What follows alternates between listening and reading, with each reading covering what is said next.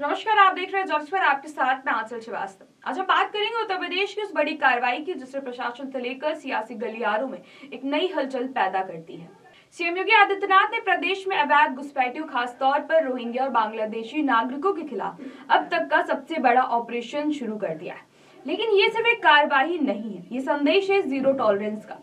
योगी सरकार ने प्रदेश के 17 बड़े नगर निकायों को आदेश दिया है कि वो तुरंत अपने यहाँ काम कर रहे रोहिंग्या और बांग्लादेशी नागरिकों की पूरी लिस्ट तैयार करें और ये लिस्ट सीधे मंडल कमिश्नर और आईजी को भेजी जाएगी, क्योंकि अब बनाए जाएंगे डिटेंशन सेंटर हर मंडल में, हर जिले के लिए। पहला काम लोकेशन तय करना, दूसरा काम सुरक्षा इंतजाम पुख्ता करना और तीसरा काम संदिग्ध विदेशियों को इन सेंटरों में शिफ्ट करना। सरकार का साफ संदेश है कि पहचान में ढिलाई नहीं, कार्रवाई में देरी नहीं। जैसे ही आदेश जारी हुए, निकाय पुलिस टीमें उन जगहों पर पहुंचना शुरू हो गई जहां ये आबादी मौजूद बताई जा रही। सफाई कर्मचारी, मजदूर, कंस्ट्रक्शन वर्कर्स, कबाड़ इकट्ठा करने वाले और स्थायी ठेले लगाने वाले। यहाँ आधार कार्ड से लेकर ration card, voter ID card, सभी दस्तावेज की जांच की जा रही। फर्जी दस्तावेज मिलते ही रिपोर्ट सीधे कमिश्नर कार्यालय जा रही है। सरकार का दावा है कि ऐसे विदेशी नागरिक फर्जी पहचान लेकर संवेदनशील इलाके में बस गए हैं और ये सुरक्षा के साथ साथ सामाजिक सौहार्द के लिए बेहद खतरा है। गुरुवार को लखनऊ के मेयर सुषमा खरकवाल अचानक नगर निगम पुलिस टीम के साथ गुडम्बा क्षेत्र के फूलबाग बहादुरपुर पहुंची। यहाँ उन्हें मिला 80 झोपड़ियों का पूरा सेटअप। इन्हीं में बताया गया है कि रोहिंग्या और बांग्लादेशी रह रहे हैं। मेयर के पहुंचते ही झोपड़ियों में मौजूद पुरुष भाग निकले।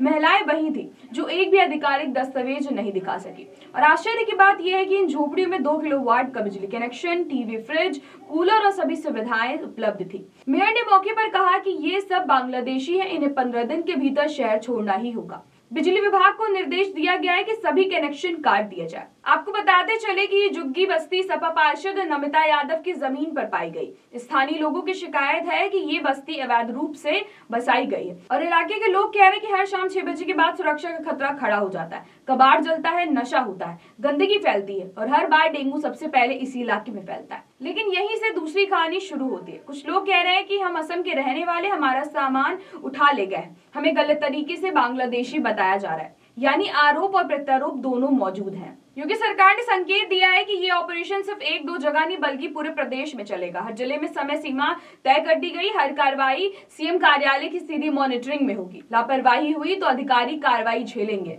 सरकार मानती है कि अवैध घुसपैठ से न सिर्फ अपराध बढ़ता है बल्कि फर्जी पहचान के जरिए वोटर लिस्ट और सरकारी योजनाओं में भी गड़बड़ियां होती हैं। अब बड़ा सवाल ये है कि क्या सभी झुग्गियां बस्ती सच में विदेशी नागरिकों की हैं या स्थानीय गरीबों के बीच भी भ्रम फैल सकता है?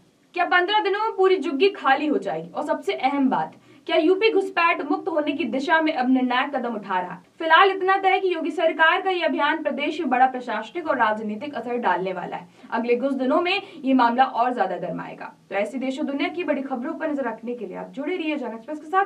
नमस्कार।